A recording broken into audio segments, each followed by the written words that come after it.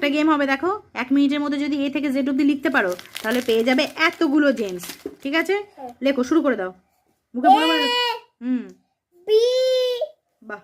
C হুম। D E F বাহ, D prize পাবেই আজকে। এইচ বাহ, প্রাইজ আজকে নেবেই ও। আই জে বাহ।